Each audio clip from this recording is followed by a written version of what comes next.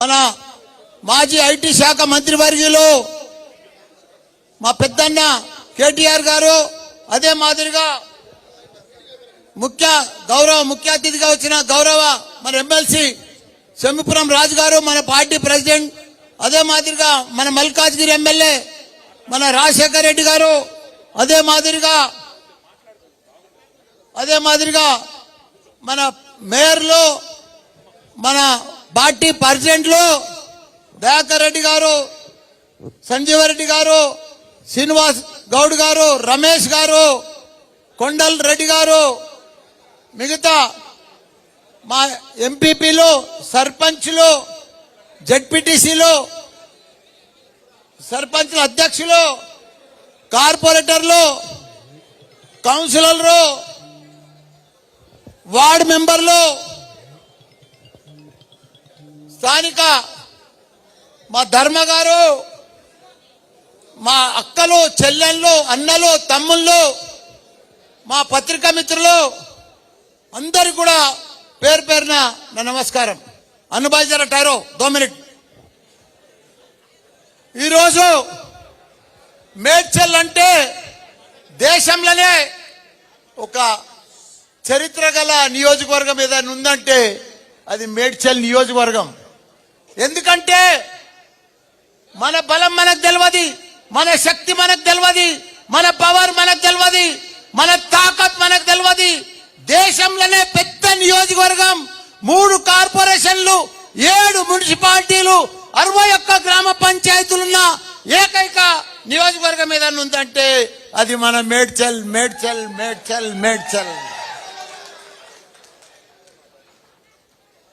నేను ఎంపీ అయినా మేడ్చల్కి వెళ్ళి, ఎమ్మెల్యే అయినా మా కేసీఆర్ గారి ఆశీర్వాదంతో మంత్రి అయినా,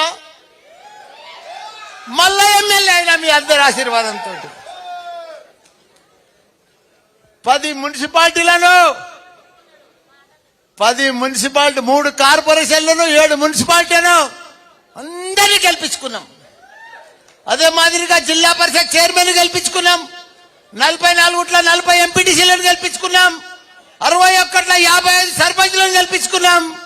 210 మంది కార్పొరేటర్లు, కౌన్సిలర్లు ఉంటే 190 మందిని గెలిపించుకున్నాం. ప్రతిదీ కూడా 95%. నేను మంత్రి అయినాక గెలుపంతా బీఆర్ఎస్, కేసీఆర్, బీఆర్ఎస్. ఆ మాదిరిగా మేడ్చల్ని అట్లా అభివృద్ధి చేసిన. ఇప్పుడు 2 ఏళ్లు నాకు కరోనా వచ్చింది, రాష్ట్రంలో దేశంలో మొత్తం. అయినా కరోనాలో అందరినీ, పేద ప్రజలను హాస్పిటల్ కానీ మంచి చెడ్డ అన్ని ఆదుకున్నాం. మా కార్పొరేటర్లు, సర్పంచులు, ఎంపీటీసీలు, జెడ్పీటీసీలు ప్రతి ఒక్కరు కూడా ఒక సైనికుల మాదిరిగా పనిచేసి కరోనాలో కూడా మంచిగా ఆదుకున్నాం. ఆ తర్వాత గ్రామ పంచాయతీలలో డబ్బులు లేకపోతే నా సొంతం డబ్బులతోటి 61 గ్రామాలల్లా మా అక్క చెల్లెళ్లకు మట్టి అంటొద్దని ప్రతి గ్రామంలో, ప్రతి వీధిలో రోడ్లు వేపించండి మీ మల్లన్న.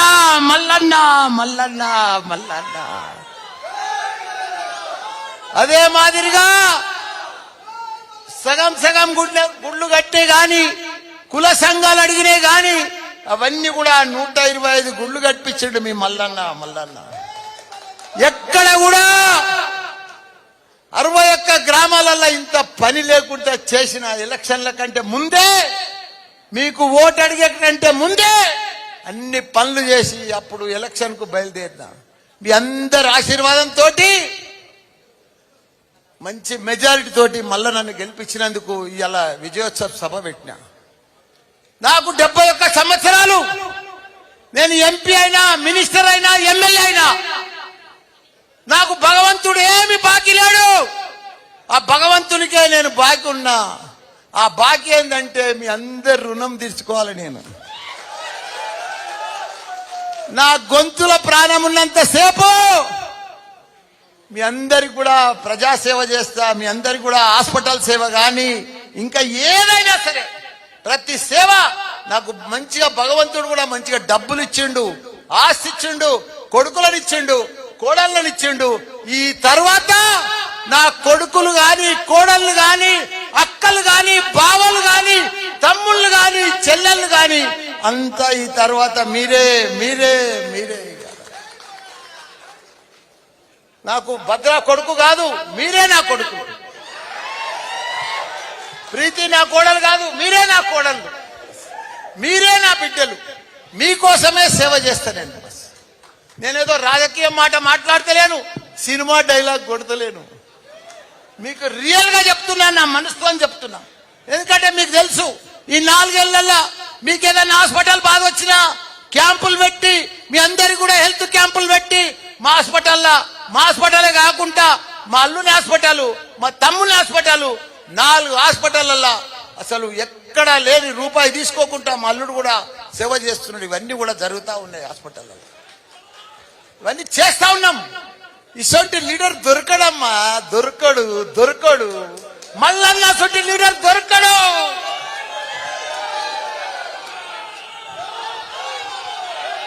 నీకు ఓపెన్గా చెప్తున్నా,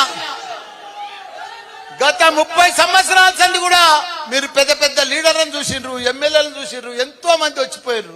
కానీ ఇలాంటి మంత్రిని, ఇలాంటి మనిషిని, ఇలాంటి ఎమ్మెల్యేను మీరు చూడలే. ఎందుకంటే పనిచేసే మనుషులం. ఏదో ఆశపడి, ఏదో కాంట్రాక్ట్ల కోసమో, డబ్బుల కోసం ఇలా గట్టికేసారి చూస్తున్నావు. 14 ఏళ్ళు అయింది ఆ ఫ్లైఓవర్, ఎవ్వడు ముట్టుకోలే. 4-5 ఎమ్మెల్యేలు మారిండ్రు. కానీ అది మళ్ళీ వచ్చినాకనే మళ్ళా సురువైంది. అది కేసీఆర్ సార్కి చెప్పి ఇలా నారపల్లికి వెళ్ళి 15 కోట్లు పెట్టి ఏదిలాబాద్ దాకా, గుడి దాకా రోడ్ వేయించిండు మల్లన్న. ప్రతాప్ సింగారం వెళ్ళి అక్కడి దాకా కూడా ఆ రోడ్డు, ప్రతి రోడ్డు, అసలు రోడ్లన్నీ కూడా నా జీవితం ధన్యమైపోయింది. కేసీఆర్ గారు మన తెలంగాణలో 12,669 గ్రామాలు ఉంటే ప్రతి గ్రామంలో ఒక డంపింగ్ యార్డు, గ్రేవ్ యార్డు, తాగునీరు, సాగునీరు, కరెంటు ఇవన్నీ కూడా చేసిన ఘనత, క్రీడా మైదానం, నర్సరీ, ఇవన్నీ కూడా మన కేసీఆర్ చేసిండు. ఇవన్నీ కూడా ఒక బిడ్డ పెళ్ళైతే మనకు కళ్యాణ లక్ష్మి ఇచ్చిండు.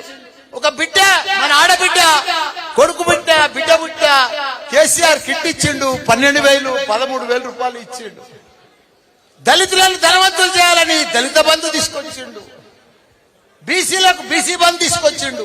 ముస్లింలకు ముస్లిం బంధు తీసుకొస్తే ఈ కాంగ్రెస్ గవర్నమెంట్ ఫులూకులా, బై ఛాన్స్ లా, ఓ గల్తీలా ఆ గవర్నమెంట్ వస్తే ఇప్పుడు వాళ్ళు పెద్ద పెద్ద మాటలు మాట్లాడి ఉన్న బంధులన్నీ బంద్ చేస్తున్నారు.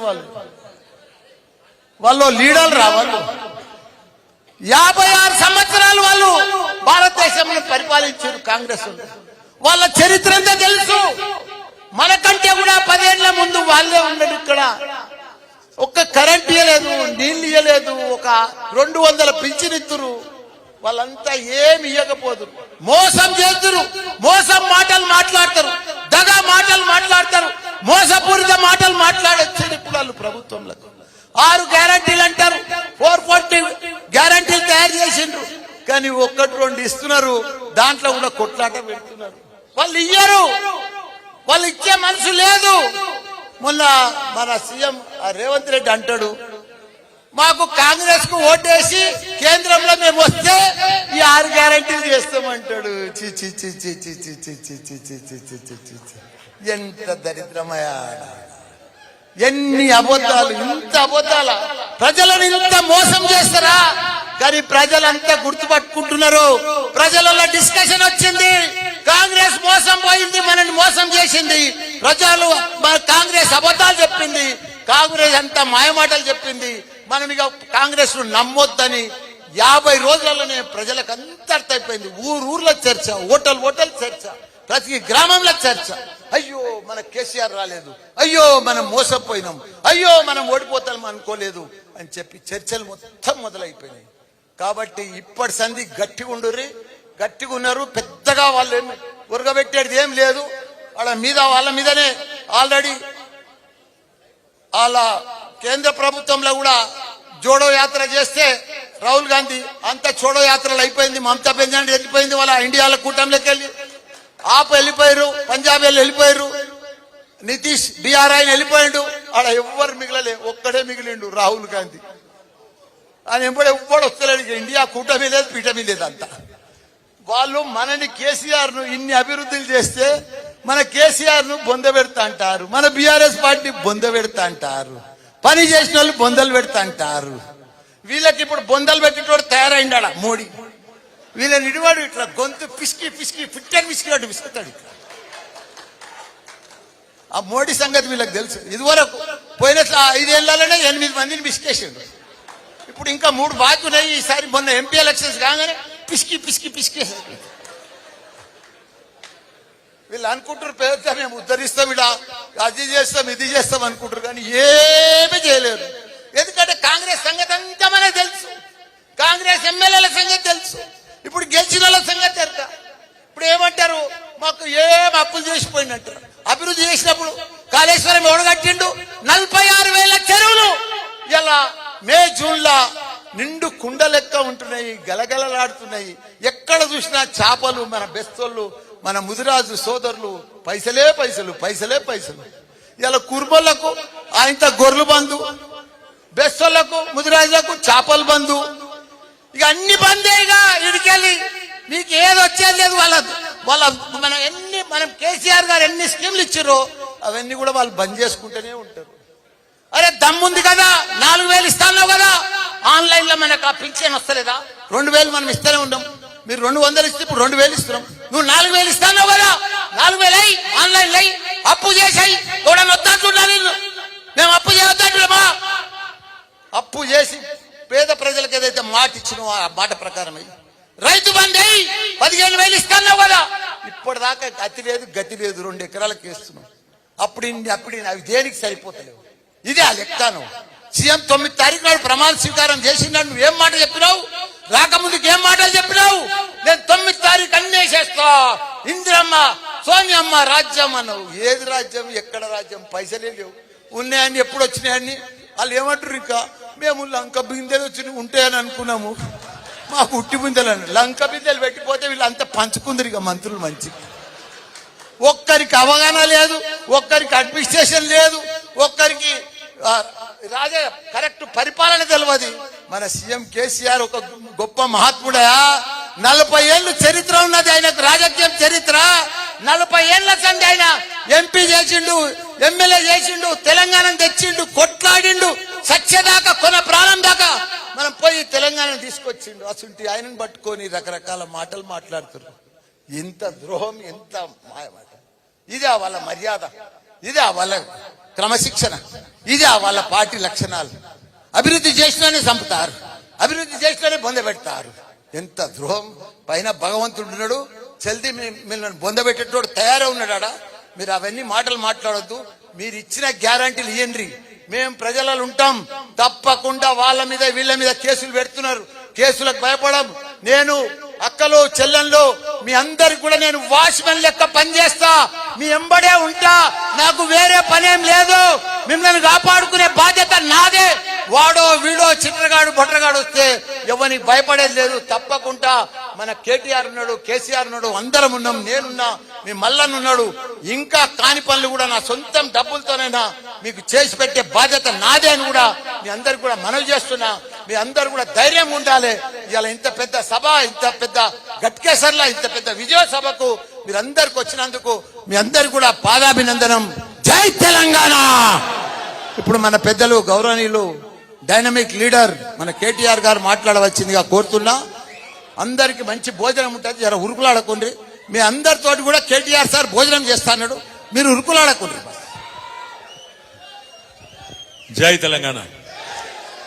గౌరవనీయులు పెద్దలు, రాష్ట్ర మాజీ మంత్రివర్యులు, మీ అందరి అభిమాన నాయకుడు, మీ అందరూ మొన్ననే చాలా కష్టపడి గెలిపించుకున్న మాస్ మల్లన్న చామకూర మల్లారెడ్డి గారికి, గౌరవనీయులైన పెద్దలు మన జిల్లా పార్టీ అధ్యక్షులు సోదరులు ఎమ్మెల్సీ షంబీపూర్ రాజు గారు, గౌరవనీయులైన మల్కాజ్గిరి శాసనసభ్యులు సోదరుడు మీ అందరికి సుపరిచితుడు మర్రి రాజశేఖర్ రెడ్డి గారు, గౌరవనీయులైన వేదికపైన ఆసీనులైన సోదరులు పీర్జాదిగూడ కార్పొరేషన్ మన మేయర్ గారు సోదరులు వెంకటరెడ్డి గారు, అదేవిధంగా బోడుప్పల్ కార్పొరేషన్ మేయర్ గారు సోదరులు బుచ్చిరెడ్డి గారు, అదేవిధంగా గౌరవనీయులైన డిప్యూటీ మేయర్లు సోదరి లక్ష్మి గారు, ఇంకా వేదిక పైన ఆసీనులైన మా సోదరులు గట్కేసర్ మున్సిపల్ చైర్మన్ గారు, సోదరి మా చెల్లెమ్మ ఇదివరకు అవార్డు కూడా తీసుకున్నది, మా మున్సిపల్ 2 times అవార్డు తీసుకున్న మా మున్సిపల్ చైర్మన్ సోదరి గారికి,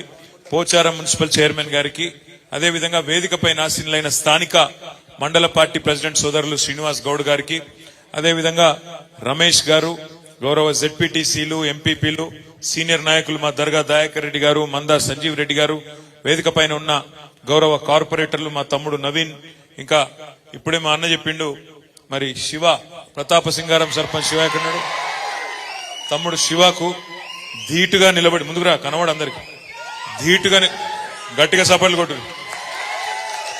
ధీటుగా నిలబడి అవతల వాళ్ళు ఎంత పెద్దవాళ్ళైనా పార్టీ పార్టీ అని చెప్పి గట్టిగా నిలబడి పోరాటం చేసిన మా తమ్ముడు శివాకి, సోదరుడు మీ అందరికీ ఆప్తుడు, ఇప్పటిదాకా చాలా బ్రహ్మాండంగా మాట్లాడిన డాక్టర్ చామకూర భద్రారెడ్డి గారు మా తమ్ముడికి, అదేవిధంగా ఈ రోజు ఈ కార్యక్రమంలో పాల్పంచుకుంటున్న మా అన్నదమ్ములకు, అక్కా చెల్లెలందరికీ, గట్కేసర్ మండలం, గట్కేసర్ మున్సిపాలిటీ పరిధిలోని ప్రతి ఒక్కరికి, పాత్రికేయ మిత్రులకు పేరు పేరున అందరికి హృదయపూర్వకంగా నమస్కారం.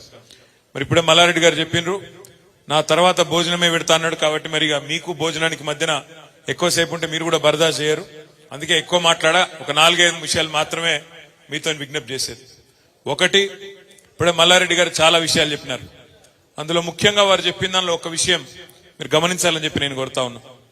మొన్న ముఖ్యమంత్రి రేవంత్ రెడ్డి గారు మాట్లాడుతూ మొన్న చెప్తున్నాడు ప్రెస్ మీట్ లో, మీ 6 గ్యారంటీలు, మా 420 హామీలు మేమిచ్చినాయన్ని మాటలు నెగ్గాలనంటే కేంద్రంలో ప్రభుత్వం మళ్ళా మాదే రావాలి, అందుకోసమే మాకే ఓటేయాలి, లేకపోతే మాత్రం ఇవి చెయ్యా అని చెప్పి కుండబద్దలు కొట్టినట్టు ఇవాళ స్వయంగా ముఖ్యమంత్రి హోదాలో ఉండి ఈరోజు రేవంత్ రెడ్డి గారు చెప్తా ఉన్నారు. ఒక మాట మీరు అందరూ కూడా దయచేసి ఆలోచించాలని చెప్పి నేను కోరుతా ఉన్నా.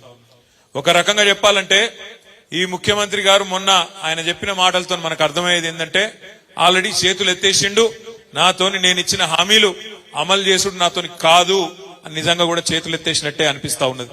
ఎందుకంటే ఆయనకు కూడా ఎరికే ఆ ఇండియా కూటమిలో ఎవరు లేరు ఇవాళ కాంగ్రెస్ అమ్మడ. మమతా బెనర్జీ గారు వెళ్ళిపోయినారు, నితీష్ కుమార్ వెళ్ళిపోయిండు, అఖిలేష్ యాదవ్ ఆయన దారి ఆయన చూసుకుంటున్నాడు, కేజ్రీవాల్ వెళ్ళిపోయిండు, కేరళలో సిపిఎం వాళ్ళు వెళ్ళిపోయినరు, అక్కడ ఒక్కడు రాహుల్ గాంధీ మాత్రమే మిగిలిండు. కాబట్టి వాళ్ళు వచ్చేది లేదు, సచ్చేది లేదు. వాళ్ళు ఇప్పుడున్న పరిస్థితుల్లో గతంలో వచ్చిన 50 సీట్లు 55 సీట్లు కూడా తెచ్చుకునే పరిస్థితి కూడా లేదు. ఇవాళ నిజంగా కేంద్రంలో బీజేపీని ఆపే సత్తా ఎవరికైనా ఉంది అంటే బలమైన ప్రాంతీయ నాయకులు కేసీఆర్ గాని, మమతా బెనర్జీ గాని, కేజ్రీవాల్ గాని ఇట్లాంటి నాయకులకు ఉన్నది తప్ప కాంగ్రెస్ పార్టీకి ఆ సత్తా ఎంత మాత్రం కూడా లేదు. అందుకే నేను మీ అందరినీ ప్రార్థించేది, మొన్న ఎట్లా అయితే మల్లారెడ్డి గారికి బ్రహ్మాండమైన మెజారిటీనిచ్చి గెలిపించినరో, ఎంతమంది కొట్లాడినా అవన్నిటిని బేఖాతరు చేసి అందరు కలిసి కట్టుకు కొట్లాడినరో, అదే విధంగా రేపటి రోజున పార్లమెంట్ ఎన్నికల్లో కూడా ఇవాళ బీజేపీకి చెక్ పెట్టాలి అంటే, బీజేపీకి ఎందుకు చెక్ పెట్టాలి కేంద్ర ప్రభుత్వానికి అనే మాట కూడా మీరు అడగచ్చు. తప్పకుండా చెప్పవలసిన బాధ్యత నా మీద ఉంది. ఇవాళ మీరు చూస్తున్నారు కృష్ణా నది మన రాష్ట్రంలో ప్రవహిస్తుంది, గోదావరి నది ఇంకోవైపు, ఒకవైపు కృష్ణా నది. ఈ 2 జీవనదులే మన తెలంగాణలో రైతుకు ప్రాణాధారం. అట్లాంటి కృష్ణా నదిలో ఇప్పటి వరకు గత 10 ఏళ్లలో తెలంగాణ రాష్ట్రం ఏర్పడ్డాక ఆ కృష్ణా నదిలో మా వాటా ఎంత, ఉమ్మడి ఆంధ్రప్రదేశ్ నుంచి ఏర్పడ్డ తర్వాత అలగైన తర్వాత మా వాటా ఎంత అంటే వాటానేమో తేల్చలేదు. మోడీ గారు 10 ఏళ్లలో కనీసం కృష్ణా జలాల్లో తెలంగాణ హక్కు ఎంత, వాటా ఎంత అని తేల్చే టైం ఆయనకు లేదు. లేకపోగా నిన్న రేవంత్ రెడ్డి గారు ఢిల్లీకి పోయి నిన్న వచ్చింది బయటికి వార్త, కేఆర్ఎంబి అని ఉంటది, కృష్ణా రివర్ మేనేజ్మెంట్ బోర్డు అని.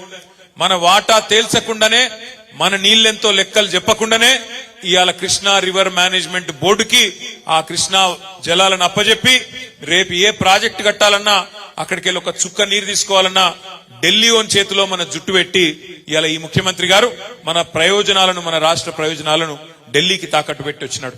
ఎందుకుండాలే బీఆర్ఎస్, ఎందుకుండాలే గులాబీ జెండా పార్లమెంట్ లో అంటే ఇవాళ మీరు చూస్తున్నారు పార్లమెంట్ లో కేవలం ఒకే ఒక్క పార్టీ మాత్రమే అడుగుతున్నది, ఒకే ఒక్క పార్టీ మాత్రమే కృష్ణా జలాల్లో తెలంగాణ వాటా గురించి కొట్లాడుతున్నది. అది మన గులాబీ జెండా వేసుకున్న మన ఎంపీలే తప్ప ఇంకెవ్వరు కనీసం మాట్లాడతలేరు. కాంగ్రెస్ ఎంపీలు లేరు, బీజేపీ ఎంపీలేమో మాట్లాడే పరిస్థితి లేదు. అందుకే ఈ రెండు జాతీయ పార్టీలను నిలదీయాలన్నా, కేంద్రంలో మన హక్కుల కోసం మాట్లాడేటోడు ఉండాలన్నా, అక్కడ నిలదీసేటోడు ఉండాలన్నా, ప్రశ్నించేటోడు ఉండాలన్నా, గల్లా బట్టి అడిగేటోడు ఉండాలన్నా, రాష్ట్రానికి కావాల్సిన తెచ్చేటోళ్ళు ఉండాలన్నా ఈ గులాబీ జెండా వల్ల అయితే తప్ప కాంగ్రెస్ పార్టీ వల్లనో బీజేపీ వల్లనో కాదు. రాజ్యాంగబద్ధంగా చట్టబద్ధంగా మనకు రావాల్సిన ఇట్లా వస్తాయి. కానీ మనకు ఇంకా అదనంగా ఏమైనా రావాలి అంటే, గతంలో మల్లారెడ్డి గారు ఎంపీగా పనిచేసినారు, మంచిగా పనిచేసిండు, బ్రహ్మాండంగా ప్రశ్నలు అడిగిండు. ఆ తర్వాత ముఖ్యమంత్రి కేసీఆర్ గారు పిలిస్తే ఇక్కడికి వచ్చి ఎమ్మెల్యే అయిండు, తర్వాత మంత్రిగా మీ అందరికీ బ్రహ్మాండమైన సేవ చేసినాడు. ఇలా ఆయనతోని మేము ఇవ్వాలం కూడా పోటీ పడే పరిస్థితి లేదు మల్లారెడ్డి గారితో. ఎందుకంటే ఆయన మా అందరికంటే యువకుడు, ఉత్సాహవంతుడు, మా అందరికంటే ఎక్కువ ఉరుకులాడతాడు. ఆ ఉరుకులాటంతా మీకోసమే.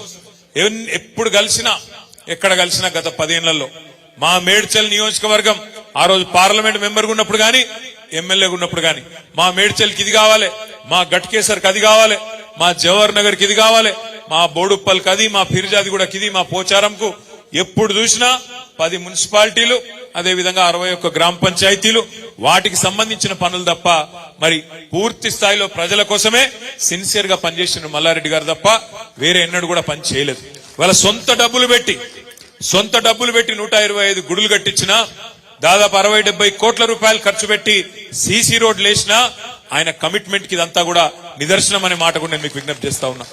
రేపటి రోజున కూడా మల్లారెడ్డి గారు గాని, రాజశేఖర రెడ్డి గాని, రాజు గాని, నేను గాని మీ అందరికి ఇచ్చే మాట ఒకటే, ఈ ప్రభుత్వం ఈ 420 హామీలిచ్చి, దొంగ హామీలిచ్చి, చేయలేమని తెలిసి కూడా హామీలిచ్చి ప్రజలను మోసం చేసి వాళ్ళ అధికారంలోకి వచ్చిన తర్వాత మమ్మల్ని పార్లమెంటులో అక్కడ 17 సీట్లు గెలిపిస్తేనే చేయగలుగుతాం, లేకపోతే చేయలేమని చేతులు ఎత్తేసిన రేవంత్ రెడ్డి ప్రభుత్వానికి బుద్ధి చెప్పవలసిన బాధ్యత మన మీద ఉన్నది. ఇదే మాట ఎన్నికలకు ముందు చెప్తే ప్రజలు ఓట్లేస్తుండేనా ఆలోచించమని చెప్పి నేను కోరుతున్నా. ఎన్ని అబద్ధాలు చెప్పిండ్రు, నోటికొచ్చిన మాటలు. బస్సు ఫ్రీ, బంగారం ఫ్రీ, కేసీఆర్ ₹1,00,000 ఇస్తాడు కళ్యాణ లక్ష్మికి, నేను దాని మీదికెళ్లి తులం బంగారం ఇస్తా, మీకు ఇది ఇస్తా అది ఇస్తా అని చెప్పి, కేసీఆర్ రూపాయి అంటే నేను ₹2 ఇస్తా అని చెప్పి మోసం చేసి అధికారంలోకి వచ్చింది. ఎన్ని మాయ మాటలు ఒక్కసారి యాద్ చేసుకోండి. ఏమన్నాడు ఆనాడు, డిసెంబర్ 9 నాడు నేను అధికారంలోకి వస్తున్నా, రైతులు ఇప్పటిదాకా రుణం తీసుకున్న లెవెల్నుంటే అర్జెంటుగా ఓన్రి బ్యాంకుకు 2 లక్షల రుణం తెచ్చుకోండి, నేను చెప్తున్నా, నేను ఒక సంతకంతో మాఫీ చేస్తా డిసెంబర్ 9 నాడు అన్నాడు. డిసెంబర్ 9 పోయింది, జనవరి 9 పోయింది, ఇంకో వారం అయితే ఫిబ్రవరి 9 వస్తుంది. ఇప్పటి వరకు అతి లేదు గతి లేదు రైతు రుణమాఫీ. ఆడబిడ్డలకు చెప్పిండు, ఏమన్నాడు, మహాలక్ష్మి అనే పథకం తెస్తా, ₹2,500 ఇస్తా నెలకు కోడళ్లకు, అత్తలకేమో 4,000, కోడళ్లకు ₹2,500 ఇస్తా అని చెప్పిండా లేదా? మరి ఇప్పటి వరకు చాలా అయిందా? 100 రోజులు అన్నారు, 100 రోజులు కూడా చూద్దాం, తొందర ఏం లేదు. మార్చి 17కు 100 రోజులు నిండుతుంది. రాష్ట్రంలోని 1,57,00,000 మంది ఆడబిడ్డలు ఎదురు చూస్తాండ్రు.